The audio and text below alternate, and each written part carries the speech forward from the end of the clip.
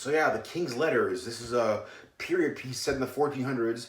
It's It's a story about a king in Korea who is planning on creating a new writing system. A writing system for everyone, because everyone up until this point in Korean history, they were just using Chinese letters or the Chinese alphabet, Chinese characters, excuse me, for their writing system. And then a bunch of Buddhists come in from China. Was it from China or was it from or not from? Was it Japan or China? I don't remember.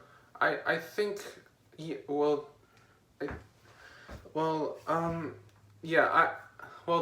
were some Buddhists from Japan who wanted the statue back, their statue of Buddha back. I think. And up until this point, the country was mostly run by Confucians. One of the key subplots of this movie is the Confucians and the Buddhists are constantly at each other's throats, arguing over who should. Like the Buddhists managed to convince their king to do something he normally wouldn't, which is build a statue to Buddhism, and this upsets all the Confucianists. So it's like and so eventually there are 3 Buddhist priests. Well, technically 2, and one's just in training. Yeah, well they along with the king decide to try and create this written language. Of course, the Hangul language, it's called. Yes, they get as much advice from the queen, his wife, who is also a Buddhist.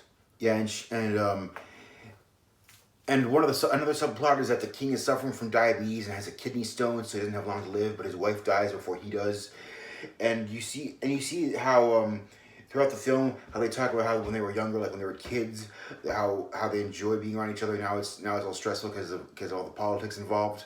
So and not to mention he's got ailing health because he's losing.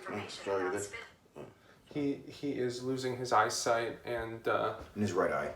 Yeah, his right eye, and of course the diabetes is often like hurting him and hitting him some way. So you can tell that this is a guy who is devoted to creating something, who's trying to create something for the people. Yeah, and you can see how when you there's an old saying, when you try and please everyone, all you end up doing is upsetting everyone, or something like that. Because when he tries to make everyone happy, all that happens, like, you're favoring them, no, you're favoring them, whose side are you on? He doesn't want to pick sides, but he has to he has to have someone in order to get what he wants accomplished.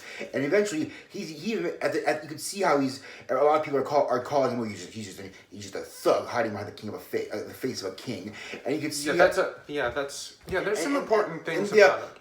And you can see how he's really not a bad guy. He's just been placed in a bad situation. Like his wife dies towards the end, and he has a Buddhist ritual celebrating her death to commemorate her death. Excuse me, not celebrate her death. Commemorate her death. The Buddhist funeral. And this upsets the Confucianists. And a couple of them are outside. They are trying to. They don't like it. They're protesting in front of his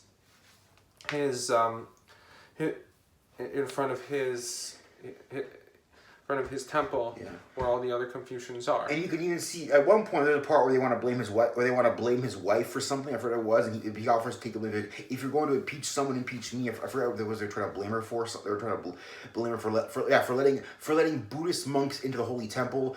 And he wanted to take the blame for, like, if you're going to impeach someone, impeach me. So you can definitely say he's a noble guy. He's not some tyrant who just wants to make everyone bow down to his whim. He's not a bad person. At least this movie's portrayal of him was he wasn't a bad person. We don't know what he's like in real life. This was in the 1400s, so again, I don't know.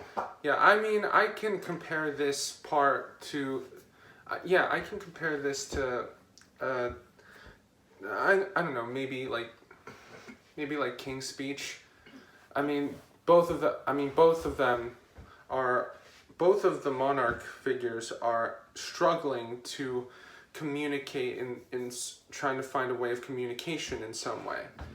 In here, his is just trying to find a written language to benefit the people, because so many people in Korea back in the 1400s are illiterate and they can't read Chinese, and you can see how he even has like illustrations of things in the early part of the movie. He's throwing away all these books written with Chinese characters and illustrations. You obviously know that they're not doing him any favors. Yeah. So eventually, what is interesting is that the Hangul language Hangul alphabet is based on very different parts of Buddhist writings such as Sanskrit, and I guess some other languages as well. Yeah, and it's not like it's a super serious drama. There's some comedy to it. Like there's a scene where these monks are like staring at this guy who's eating a bunch of meat, and like, monks don't eat meat, and the guy's like, "Oh, for fuck's sake, just eat as much as you want." And they're like, "Oh my god, thank God!" And they like jump towards the meat. That was hilarious. Yeah.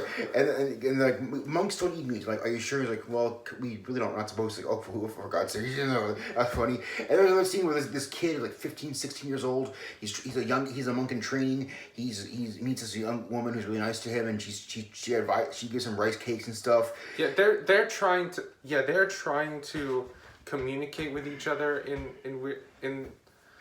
with using the new alphabet that they've come up with, and that there's a bit of miscommunication, because it's like, wait, what?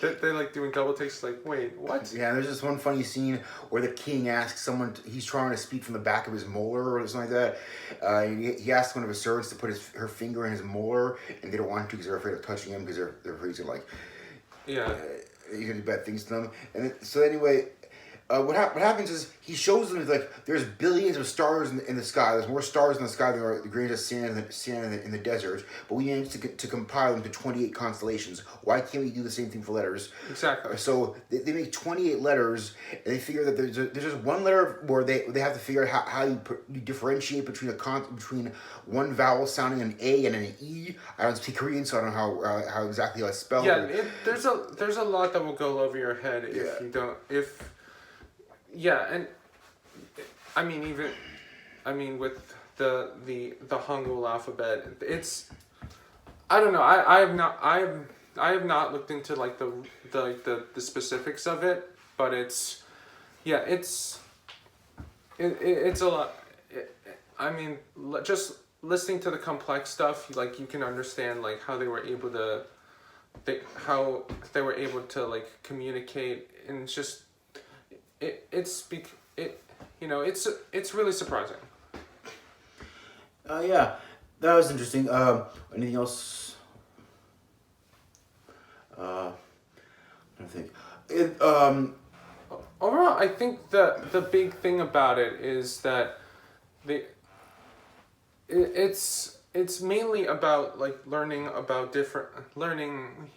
different cultures, how like the king has been living like with like a court full of Confucians, and now working with the Buddhists to create this alphabet is like opening his mind to different ways of not just speaking, but also kind of like also thinking, because now he is adding like a Buddhist temple to like. Yeah, inside. This is also the inside the Buddhist temple, inside the grounds of his palace. This is also interesting. This is the last film by an actress named Ji Mi-seon. At the very end of the film, they say in memory of her, because she killed herself last month. She was just 48, and this is her last movie. Yeah. So who does she play? She plays the king's wife. Oh yeah.